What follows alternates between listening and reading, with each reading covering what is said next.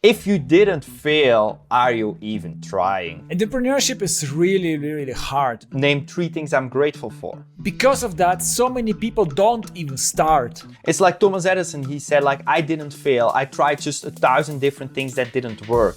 Feelings aren't good or bad, they're just there. Yes. Be your own best friend. Say hey, it's okay.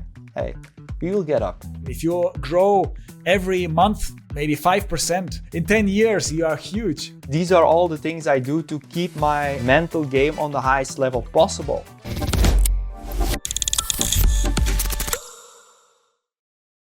Welcome to another podcast episode of Masterful.info. Today we have a special guest, Jesse, who succeeded as a day trader. He managed to achieve great success in a very competitive market. And now he will help you to increase the chances of your success as entrepreneur, because the mindset and the resilience is a very big part of entrepreneurship. Jesse, welcome. Welcome. How are you doing today? I'm doing incredible. Thank you for the introduction. So in short, I day trade the stock market every single day. And I believe there's a lot of similarities when it comes to day trading, when it comes to top sport, when it comes to business, entrepreneurship. In order to succeed, all the people who have it made in this life, they have a certain type of mindset. And we often look, and especially when I first started my journey, I thought I will succeed the first time. Whatever I do, I will just make money. It's going to be easy. I have this idea and it's going to work.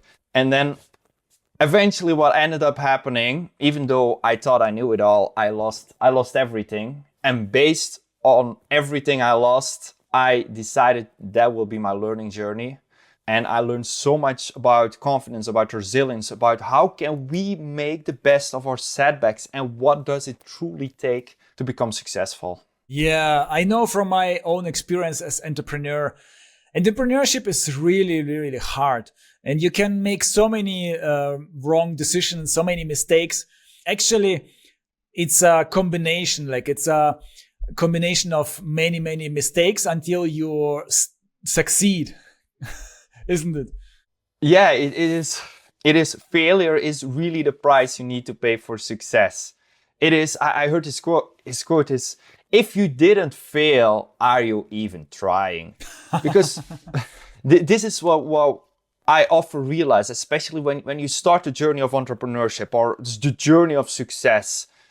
And then what makes the successful, it is how can you deal with adversity. There only 20% of the startups, they are still in business after 2 years. And that's a question, wow. Why is that? And is there something what we can do to increase your chances of success? And the biggest thing is always, how can we learn from our failures? If your first startup fails, that's not a failure. I know from businesses, when they hire CEOs, they look, how many failed startups did they have? How many failed projects did they do? Because those people, hey, they learned something. They know that things can go to shit.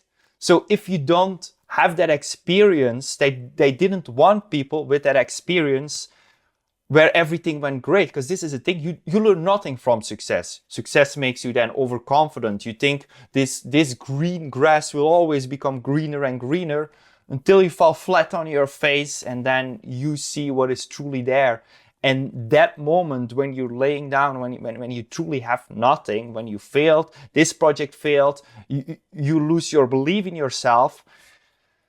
And that person that can pick themselves up from the ground, that person can become 10 times stronger than what was there before. Because this is also the thing with failure, with setbacks. It makes the weak weaker, but it also makes the strong stronger.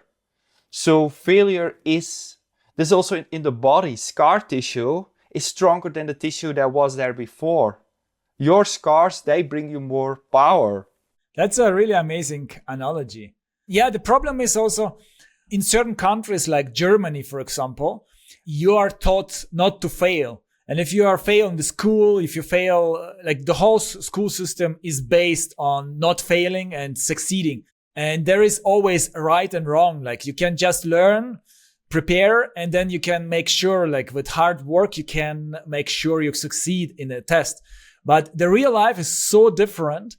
And I think because of that, so many people don't even start businesses, don't start podcasts, YouTube channels. Yes, there's like there are actually two fears, which I think is very interesting. The first is really the fear of failure. And I think our relationship with failure really needs to be changed, because failure, that's the thing we need to embrace. That's the thing we can be happy about, because failure, that brings you closer to where you want to be. Yes, everybody wants to have this straight line to success, but well, sooner or later you realize the straight line doesn't exist.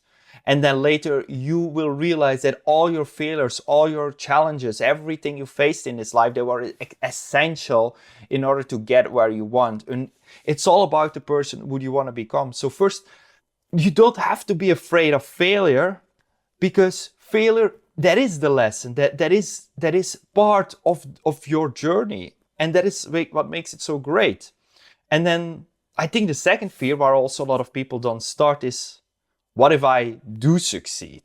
What then? I think some people have a general fear of failure, and also some people have a fear of success. And that is two factors. But the fact that your audience is now listening to this, it is already, wherever anybody's in their journey, when you can take the first step, when you have the first step, even if you haven't succeeded anywhere, it is taking action. That is what brings you further in life. And if you're willing to put steps forward, to move on, to take that action, that is already a very big win. Yeah, and you can be proud of yourself, even if you don't have 1 million followers yet, but you've started, maybe you created 5 videos on YouTube. That's already more than majority of people who tried or have been thinking about it. I've read about the statistic. If you created 10 episodes in a podcast, you are already top 10%. And if you created 20 episodes, you are 1%. Yes.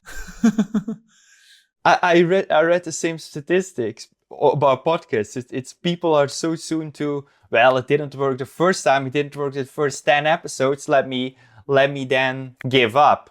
Let me try something else. And then people move from thing to thing. Okay, this journey didn't work. Let me go to the next thing. Okay, this doesn't work. Let me go to the next thing. This doesn't work. But how do you really know? What is the cutoff? How do you really know that you really have tried? Because yes, there are two issues here. The first one is, of course, people give up too soon. You need to have enough data that you can tell yourself, yes, I tried it. It didn't work. Let me now pivot. Let me move on. What have I learned from my previous experience? What have I learned from my previous failure? And how can I make sure that I learn from it and try the next thing? One thing is, of course, it is not smart, is to try the same thing over and over and over again and hope you get a different result. But I think most people, they try like what I in trading. When I put it back on trading, it is first I try to do swing trading, then didn't work. Then I go to options, then I go to futures, then I go to day trading, then I do different day trading strategy. But the point is, every time you try different strategy, you start from zero again. yes. If I just keep on moving on, then I don't allow myself to be good in one particular thing.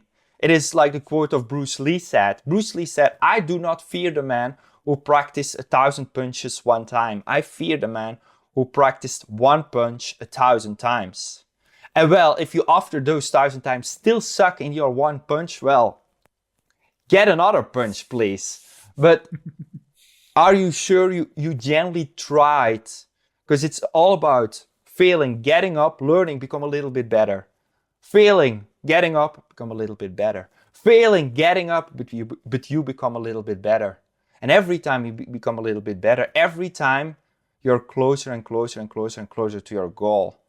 And in the end, this is like one journey. I read about it 2 days ago. There was this entrepreneur and he said, like, my dream, I want to be a millionaire. I want to be so rich.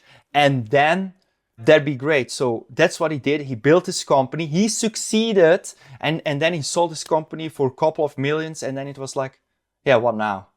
Damn it. And then he went to a support group of all rich entrepreneurs who had the same problem because he was depressed. It's the journey of getting there. It's not the destination, because at the destination, you have to start a new journey. And often we think, oh my God, we need to get to that destination. Then that is the goal. But it's the getting there. The getting there, that's the part of success, not the destination. Because from here, you'll go to a new journey. So enjoy that process. That's a really good, valuable advice, because as an entrepreneur, you struggle, and then you have this vision. Okay, now I have to put up with all of the struggle, and I have to save money. I don't have time for my friends. I cannot do so many things I would like to do. But then when I achieved a certain goal, when I'm rich, when I'm earning money a lot, then I can do all of that I missed. But actually, you should also enjoy the path, and you shouldn't postpone your life to some other points. And you think like, okay, now I'm a little bit miserable, or a lot miserable, maybe like some people.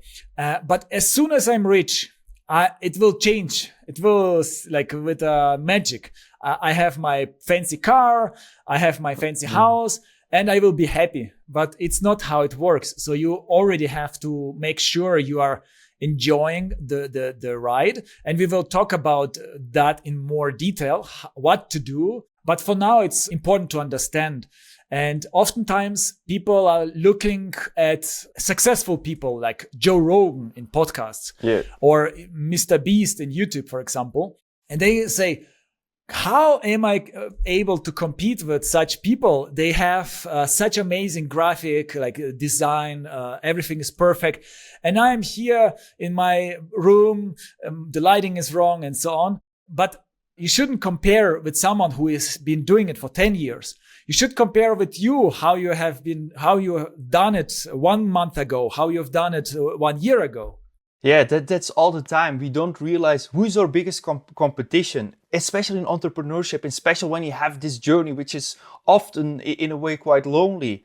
And then your biggest competition is not the people who made it, because that's so easily to compare to. It's always, you are your competitor. If you can show to yourself, hey, I made progress. I'm a little bit better. I do that better and better. This and this has changed in my life. And if you keep on improving yourself, your product, your story, your what you're doing, as a result, out of nowhere, all of a sudden, more and more success will come to you.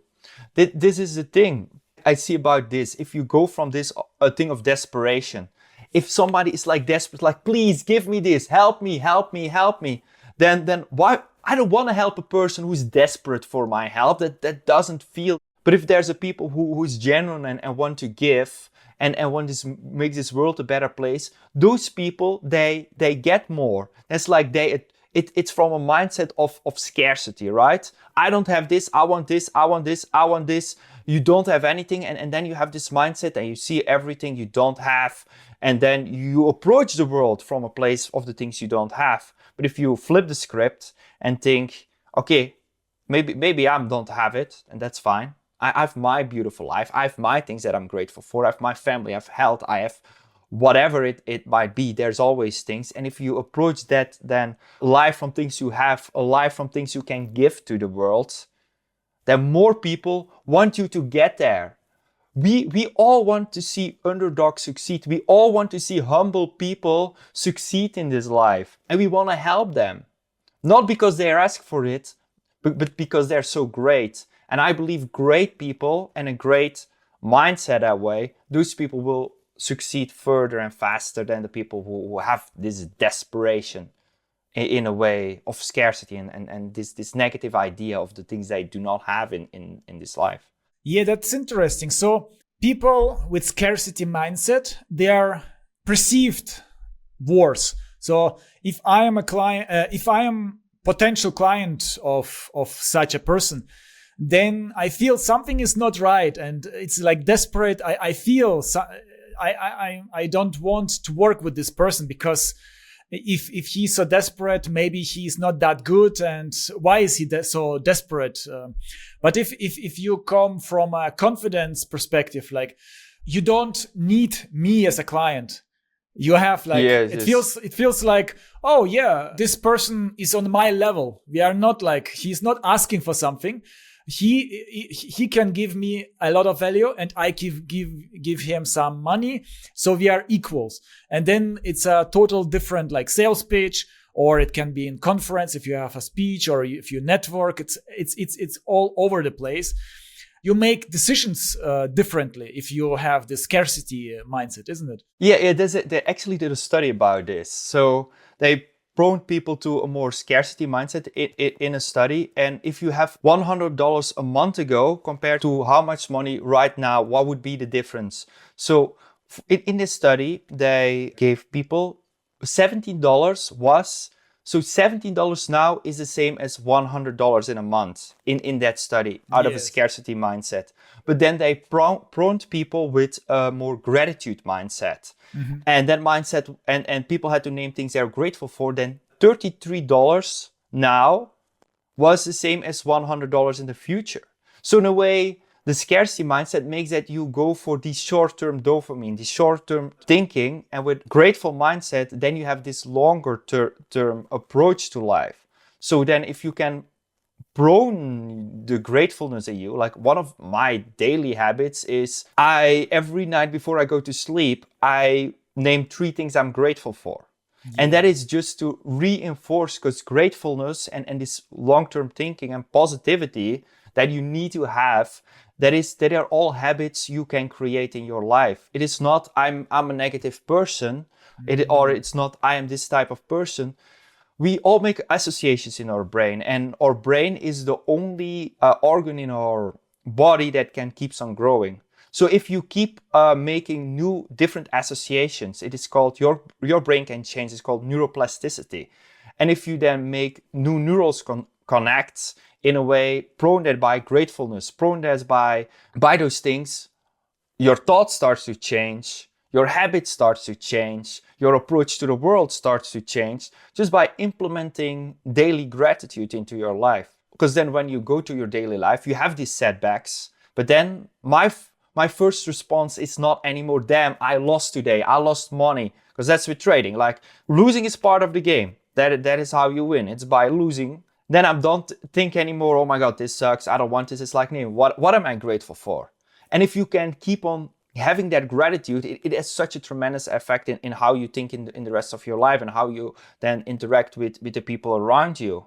Because you don't take that negativity that's inside of you and you don't put it into the world. Because one of the things, if you put negativity into the world and then you think, and then you will look at the things that are wrong, and then when you start complaining about things, what you focus on, that expands. The idea that you focus on expands. So if you focus on all the things that are wrong, then you all of a sudden will see, oh my God, this is also wrong, and this is wrong, and this is not working, and I cannot do this, and why am I even trying this? Oh, and guess what? The food tastes also like...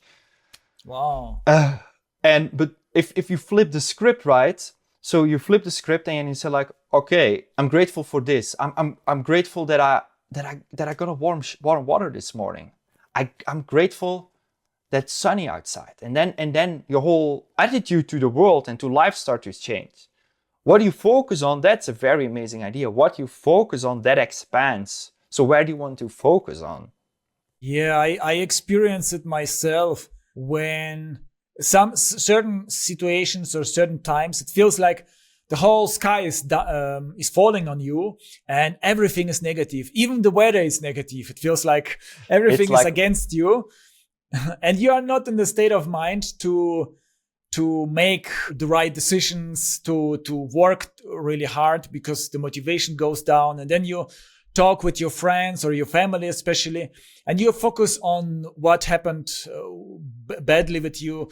The client was so annoying, and you stuck, and you work for 8-10 hours a day, and then you still complaining with your friends and family, and you still like 2 hours focusing on the negativity. So the first step is to shift the mindset and try to focus more on the positive things. And the task is also every evening just to think about at least 3 positive things that happened. And suddenly your mind will be more focusing on positive things. One thing that is also very difficult, so the gratitude is one part. It is to reinforce, to make the difficult situations less difficult, to have like this already habit inside of your brain. Because when you're angry or when you feel setback, when you feel beaten down, you have this rainy day. It's like when it rains, it pours. When something goes wrong, it feels like everything is going wrong. And then to go inside of your mind is like, I need to think positive now. It's very hard to change your emotional state by just thinking about something. Few things you can do then to change your emotional states. And one thing is just smile. Look how that changed you. Do nothing else, just smile, because that's the moment you don't want to smile. But your body sees, hey, I feel this smile. Your emotion does start to change differently, and even if you don't feel anything, just smile. It's way easier to change your emotions with your physiology instead of with your thoughts. So if you want to change an emotional state, you can then, okay, let me now go outside for a walk right now. All I do is for a walk. I don't have to do anything. I just walk. And then you can do, for example, 10 deep breaths. If you deep breathly, your body feels the way you breathe. When you, for example, in a very negative mindset, start noticing how do you breathe when you're in a very negative environment, and how do you breathe when you start becoming a very positive environment. If you change your body, so with smiling, with breathing slowly, your mind starts to let go of that negativity. Because often, if I tell you right now, hey, when you're in this spiral down, it is not beneficial to think that this negative way. But then you have another problem. Then you think, oh my God, I am not supposed to think this. Why am I so negative? And then you have this negative self-talk, and then it's okay to think negatively. That is not a problem. It is okay. But if you can focus in the day, just when you feel gratitude, just increase your gratitude. Feel more grateful. And then when bad times happen, then you already have that habit inside of you, then it becomes easier to go to that gratitude. Wow, that was so much value for our audience in those like four advices for bad days and good days. Sometimes I had those days, especially in my previous startups when things didn't work out as I was hoping for. And then I just went for a walk or sometimes I went for a run. And sometimes when you go for a walk and just think a little bit about the situation, and you suddenly realize that it's not that bad. I came back from the walk and I realized, oh, actually it's not that bad, because it looks like I'm at the wall. There is nothing I can do and I am done. There is no solution. But if you breathe a little bit, like if you give a little bit of time, then you suddenly realize, okay, if plan A doesn't work, you have plan B. If plan C, and so on, you realize the stakes are not that huge oftentimes in most cases. We are not in danger of being killed or something. And then you calm down a little bit, yeah. Yeah, but often we think when we are not actively thinking of these negative aspects in our life, of this negativity, and then we just experience our emotions. And we don't think about why are we thinking this, for example. We have experience, and then it looks that the world is going to end, that nothing is possible anymore. But if you articulate it, for example, by what you said, like walking on a street or going for a run and processing it, and if that doesn't work, you can just start writing it down, write everything down, write your problems down, write the issues down, and then you can find solutions. And then, because then it's outside of you, and then you can see it, and then when you can see it, it is so much easier to go out of that negative aspect out of it, because you start to understand why you feel that way. You start to truly understand, does my feeling generally make sense? Because often some things happen in our life and our emotions, they take over in that aspect. But when our emotions take over, then do you know why they're taking over? Is what you're really thinking, is that really true? A quote I heard before is, you do not have to believe everything you think. And that is so true, because often, especially in negative environments, it's so easy to go in the negative self-talk. I saw this analogy of, your mind is like a garden, and you don't have to do anything for the weeds to grow. The weeds, they come. All those negative thoughts, they come. But if you want to have like a beautiful tree or a rose to grow, you have to make the ground, you have to water the plants, you have to plant the seeds. So, and your mind works the same way. If you do not take care of that, then of course all those weeds, all those negativity things, they will start popping up. And then it's your job, hey, let's create this beautiful garden. Let's put this negativity away and prepare our mind for something that is ready, so we can flourish. Yeah, what I heard from therapists is that you should accept the negative feelings, because the life is not about feeling happy all the time. So there will occur those negative feelings. You are angry, you are sad, and you shouldn't try to avoid them or suppress them, but you can stay with them, and they fade away themselves. It's much better if you try to suppress them, I think. Okay, no, I absolutely agree with that. The one thing, so let's make me two different. So we have negative self-talk, which means I'm a failure, I can do this, I'm this.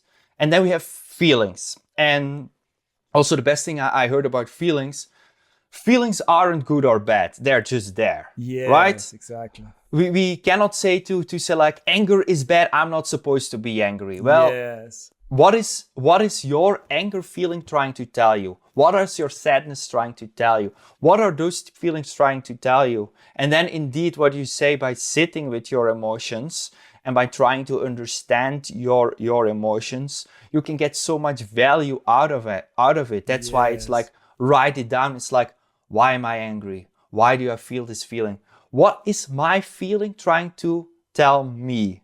And if you truly then sit with it, try to explore, why is it there? What is the message that it tries to tell me? And if you can decipher that message, then there is an incredible value of where you can come. But most people, they stop with, I feel angry. With my anger, I need something to cope with it. And then people go to all different kinds of coping mechanisms, why people go to alcohol, to eating or what else. But if you then indeed, what you say, if you just like, okay, I have this feeling, let me write it down. Let me go for a walk. Let me sit in it and tell me, what is this feeling trying to communicate to me? And there is the value in emotions, because your feelings are not good or bad. You can feel, it's okay to feel angry. Angry has value. Sadness has value. Jealousy has value. But you have to discover that value. It's like a rough diamond, and you need to cut the value out. And not use it as a stone. Because often people, they don't see the diamond that is hidden. Yes, that's what makes us human. We are not a robot, we are not crazy, like maybe people on drugs or crazy. They are smiling and happy all the time. They don't realize the world how it is. But for us, there are ups and downs. And as you said, it's not negative. It's just how life is. So let's dive deeper in solutions. I would like to think about two different backgrounds, and we can try to help those kind of people in their journey. So the first one, imagine someone has wanted to be entrepreneur and maybe tried a few things in the past, but somehow he's not able to really like succeed. He is trying different small business ideas, but every time it doesn't work as he imagined. And the second situation is a person is already doing it several years, and by now he was imagining like having a decent revenue stream and have a really high lifestyle. But the reality is so different to what he was expecting. And he has so much pressure. He needs to earn money, and his family and friends are criticizing him. And at the same time, he has the opportunity to give up and work as an employee. And on the one hand, he will lose his dream, but on the other hand, he will have less stress and more stable income. So shall we start with the first one? Yes, to start with the first one, the people who have tried different things and keep on having failure. Then the question is, you fail one thing, you don't learn from it, you go further. Are you then trying to do the same thing over and over and over again? After each failure, it is very important to realize, to write down, to check out, okay, what did I do wrong here? What did I learn? How can I avoid the same things in the future? Is there something I missed? Okay, generally ask people, because often when we look in our own mindset is we are so biased. We do not think logically. Yes. And other people, even if they're not too familiar with the subject, they don't have your same human bias. So you can say, hey, go to someone and say like, I failed here. This is what I learned. This is my thought process. Is there something I missed? Am I thinking logically in this aspect? And if you can learn from your past mistakes, from your past failures, you can move on. It's like Thomas Edison, he said like, I didn't fail. I tried just 1,000 different things that didn't work. Well, yes. if you know those particular roadmaps do not work, you can go to the next roadmap. And you don't have to be as a failure like, hey, it doesn't work. No, you fall down, you get up, you're a little bit better. You fall down, get up, you learn, you get a little bit better. You fall down, you get up, you learn, and you get a little bit better. And every time you get a little bit better, you can say like, yeah, I'm still not good enough. Well, maybe in your journey, you have to fall 10 times more. Yeah, but that other person, he succeeded after 3 times of failing. Yeah, that's that other person. But you are in your own journey. And if you can learn from your past, there is nothing that will stop you to succeed in the future. This is your journey. And even if you do not succeed in the idea of success you have in your mind, but if you every time you fall down, you become a little bit better. You become a little bit better. That is already a tremendous success. Yeah, I like the tip of speaking with others because you can be stuck within your head. Mm-hmm. Of course, it's really helpful to write down things that already gives you some clarity. But if you get some objective opinion, and it can be, like you said, friends and family, but it can also be a professional, like maybe someone who is further in your journey, who is already successful. He can give you, oh, you are total like on the wrong here. You're making the same mistake over and over because you are, for example, choosing the most difficult approach, most difficult industry, and so on. If you can go to a professional or an expert in the field and lay your path there or go to conference of people in your field and get the second opinion there and surround yourself with people who have succeeded, your mindset start to yes. shift as well, and your approach to your things starts to shift. Because often when we are failing, we don't want to go outside because we're in this little bubble and we don't want to show our failures. But if we can say, if we put our failures to display, people want to help. If you genuinely want to learn, people are so happy to share their knowledge with you. And use that. Don't be ashamed of your failure. Put it out there. Put it in the open. Hey, I failed here. Here's my little bubble of misery. But I'm not ashamed of it.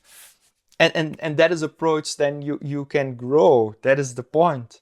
When you can go to experts, when you go to people who are in your same journey, that's where you can learn so much.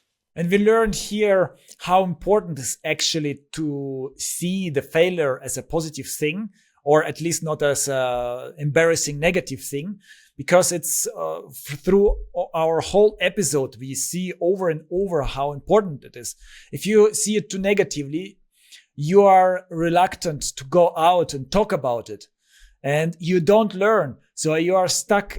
Some people try to overcompensate it with flashy clothes and saying like, oh yeah, like here I'm succeeding. But inside they are they know they are not succeeding, but they don't help anyone with those showcasing. People like are ashamed of failure. They don't want to show it. They don't want to tell it. They want to show them how successful they are, what they can be. And if I overcompensate, if I'm here, if I'm this, but how can you ever grow if you cannot accept your failure? If you cannot, then nobody can give you advice of your mistakes. Because when I was trading and kept on losing money, my approach was, nah, I'm not losing money. Bank account is going down. Nah, I'm not a loser. No, I don't have these mistakes. No, I'm not this. But from the moment you accept your mistakes that you lost, then there is the moment you can learn and grow. So it's not about positivity, like trying to be positive all the time. So it's also about seeing that you are failing or seeing the negative things, but not assigning a value to that. Yes. So they're like an aspect of positivity and negativity. So your emotions and what approaching your life, they don't have a value indeed. You don't have to be positive all the time, because that's impossible. And then you come in the suppression of your emotions. Allow your emotions to talk to you. But in the second thing that I do, and why I believe that a negativity should be avoided at all costs, it's the way you talk to yourself. Often, yes. like if you don't talk to yourself as a way how you would talk to your best friend, like often we tell ourselves shit that we wouldn't tell anybody else in the world. That is a thing. That's the thing you need to keep in mind. So allow your emotions. You don't need to be positive. No, absolutely not. But then be your own best friend. Say like, hey, it's okay. Hey, we will get up, right? It's okay. You are your best friend. And use that. Yes, that's amazing. That's very important. Yeah. Then we can go to the second example of a person who's already, he feels like he's filled with work, overworked and all of that. Yes. And I read a great book about exactly this problem. So if anybody feels this way, I recommend the E-Myth. Oh yeah. I know this book.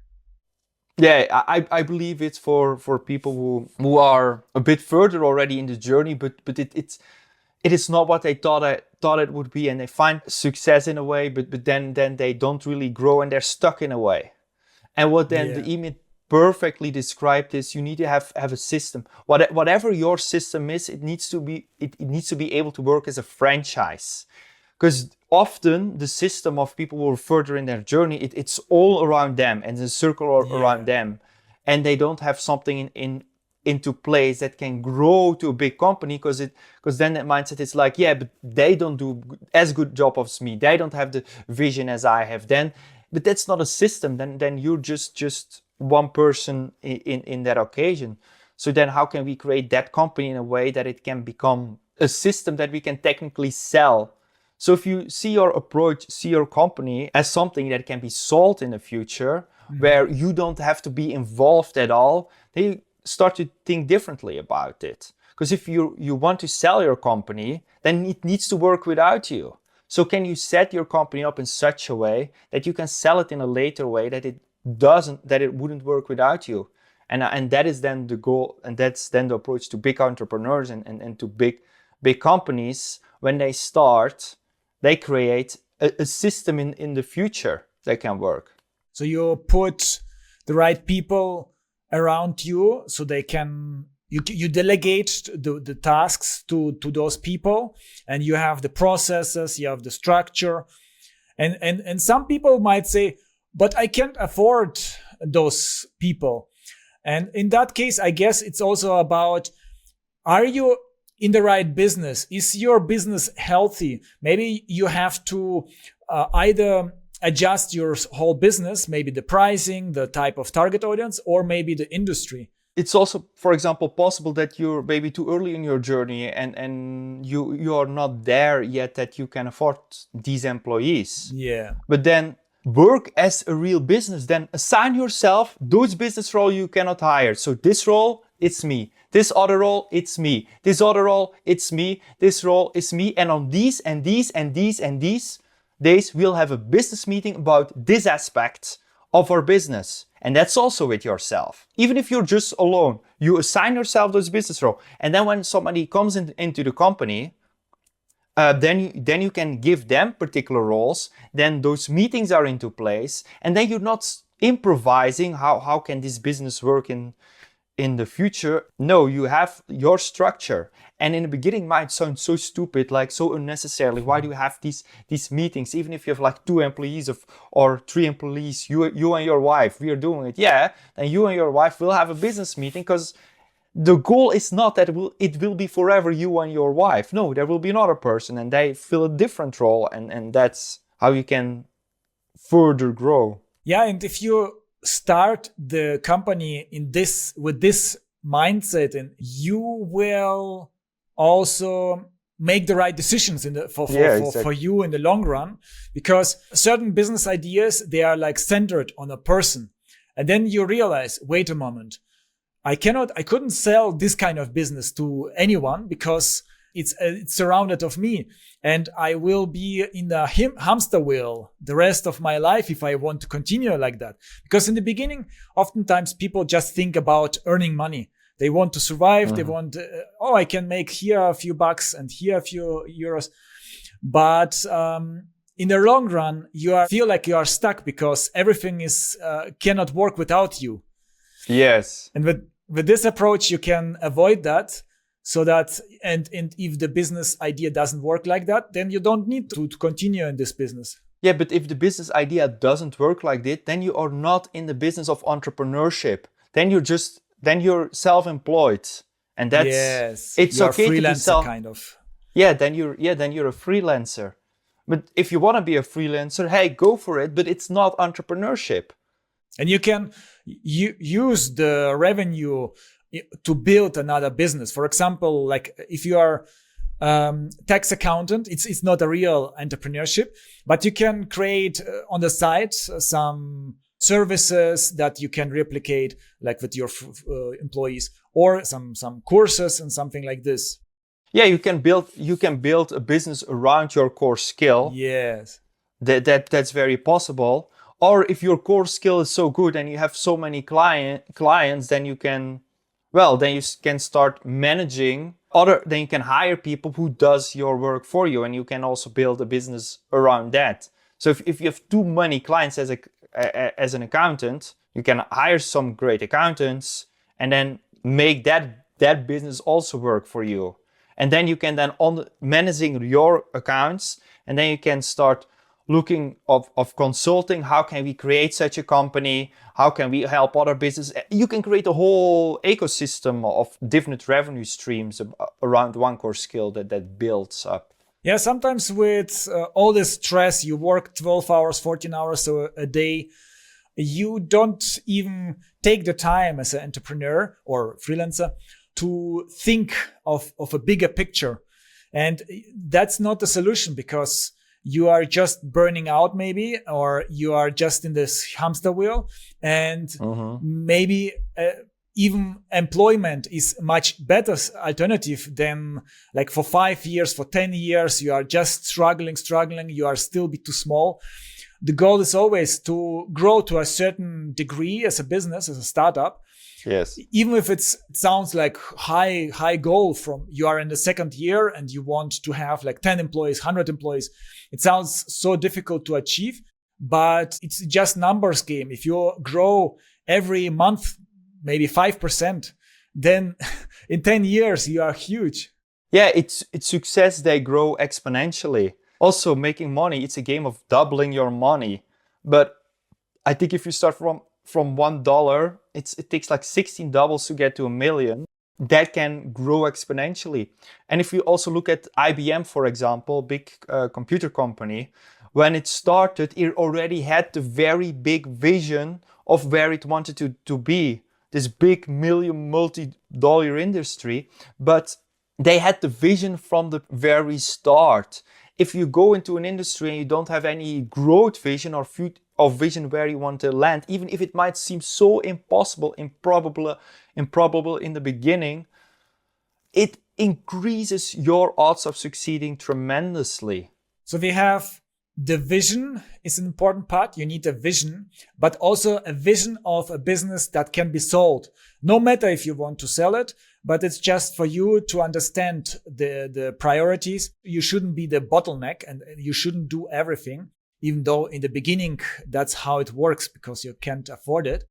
I guess also some people, they feel like they are the only ones who can do it the right way, and an employer will be doing it much worse. Could you give some advice to this kind of thinking? Yeah, but the problem then with this kind of thinking, because you cannot double yourself, you cannot create doubles, and eventually this is what leads to burnout, because you start this business because you probably want to have like this great life, but then you're just a slave of everything else there is.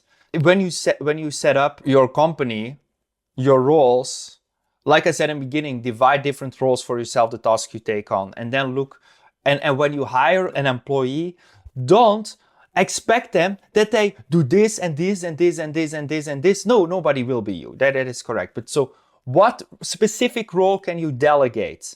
And then you specifically delegate that function to someone. Because these mistakes is what's then happening. So first you think, I will first do everything. Okay, let me just try to hire one employee. And then you start giving your tasks that is all over the place because you do everything. You let your employee just do all those tasks, and then maybe you hire anything and you step a bit away and there is totally no structure, and then everything is just floating around because you expect that your employee just can take over, do it as you do, and then you see like your employees messed it up. Of course it messed it up in such a situation. Then you say like, okay, damn it, I will just do it myself, and you're back in this never-ending loop of. That's why having those roles are important, having that structure important, setting your company up from the beginning. Hey, we have these roles here, we have this structure, we do this as a real company, even 1 employee, 2 employees, 3 employees, and then you can see where problems are. If employees are not that good, then you can replace them, but you at least know what is going on instead of throwing somebody into the fire and expecting them to survive. Yes, that's amazing. That's really helpful, I think. Do you have anything like a homework for our audience if they are in one of those situations? So how to feel better, how to increase the success chances, but of course not from the business perspective, because there are thousands of things that are possible. But if they have the right mindset, they can also go into the right direction and make the right decisions. But they listened now to all those tips. They are really I think it's very, very helpful. And now they want to implement it. And would you maybe give 3 things they should do in the next 30 days in order to change, to improve their mindset? If you want to be in the best possible mindset you can be, I will tell you the particular things I actually do every single day in order to guarantee that I am in the right mindset for the day. Let me start first with the end of the day, and then we go to the beginning. For me, it makes more sense. But so in the end of the day, like I said before, I write 3 things that I'm grateful for. For the simple reason, what you focus on, that attracts. If you focus on your problems, more problems will come to you. If you focus on gratitude, you will find more things in this life that you can be grateful for. And of course, confidence is very crucial. If you don't believe in yourself, how can anybody else believe in you? You are the first person who need to believe in yourself, and then you can tell yourself, yes, but I'm not confident, I don't feel this, blah, blah, blah. And the truth is, you don't have to feel confident. That's totally okay, but you can act like you feel confident. And how can you increase confidence? This is like a thing of a strategy I stole from top sporters. There's this top sports psychologist, he's Nate Zinsser. And he says, if you want to increase your confidence level, you have to write 3 things down every single day. That is writing something that you put effort in, write a success down, and write something that you made progress in. If you do that every day, if you just write things down, you will see the things in your life where you can be confident about, and you grow your inner confidence to succeed in other areas in your life. And of course, your body, the way you behave, what you do, they have a tremendous impact on the way you feel.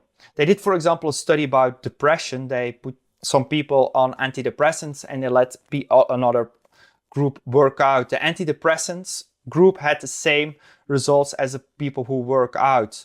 Our body influences our mindset, what we eat, what we do.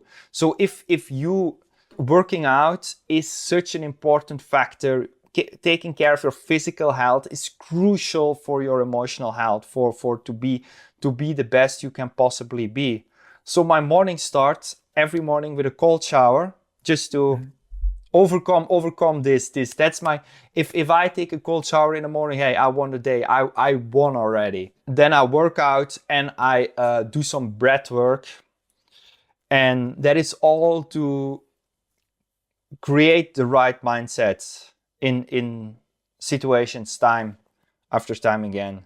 With breath work, you mean meditation, breathe in, breathe out. So if you're not familiar with breath work, Wim Hof, he did an amazing study. They injected some kind of virus in the hospital and they let the group do the Wim Hof breath work versus a control group, and the Wim Hof breathwork group, they overcame the virus and they didn't get sick. So what we have seen when you meditate, that also increases the way you think, of course, because then you are able to observe your thoughts. Why you think this way? How are emotions impacting you? Meditating, that increases your focus in everyday life. So in a way, I use breathwork meditation, guided breathwork meditation, to recognize my own emotions, to be in stillness. It's where also new ideas come to me. It's by focusing on purely your mind. And if you can make a habit out of that, just by 12 minutes a day. They use meditation strategy in the army, in police academies, just by the beneficial effects they have in very stressful environments. And if army people, policemen, use these strategies to become in their best possible mindset, then then why wouldn't it benefit you to try it? Because entrepreneurship is stressful. Yeah. It is very uncertain. There's so many things that can go wrong. And these are all the things I do to keep my mental game on the highest level possible. I do this because I want to be, every day I'm sitting behind my laptop and I look at charts because I day trade. And when I'm not in the right mindset, when something goes wrong, it's very easy to react emotionally. It doesn't go the way I want, you let your emotions decide. But that is where you start losing. When I let my emotions guide me, hey, that's a losing game. I tried that before, doesn't work. But if you can overcome your emotions and if you can listen to the market, also in sales, for example, if you don't listen to the person who is at the other side and you just try to do your sales pitch, you will never find their core needs because you have to be willing to listen. These strategies of meditations allows me to listen, to be in stillness, to be better for the people around me, and then have a better results in the market, in everything else I try to want to achieve. Yeah, that's amazing. It sounds very doable. It's not like some very complicated ritual. So I think our listeners can do that and they can really up their game. Thank you so much, Jesse. Welcome. It was really, really a lot of valuable lessons, I think, for me and for our audience. Would you like to tell something to our audience where they can find you, or what should they do? So if you want to find me, know more about me, you can find me on my YouTube channel. It's Jesse VAN Rowe, and then there's where I tell more about trading mindset, psychology, how to become in the right mindset for trading, trading specifically. But those lessons can also be good for entrepreneurship and any area of how you want to improve your mindset. That's great. I will also link the YouTube channel in our description so people can find it easier. Thank you so much again, and see you next time. Yes, Bye-bye. Next Ciao. time. Thank you very much. Bye-bye.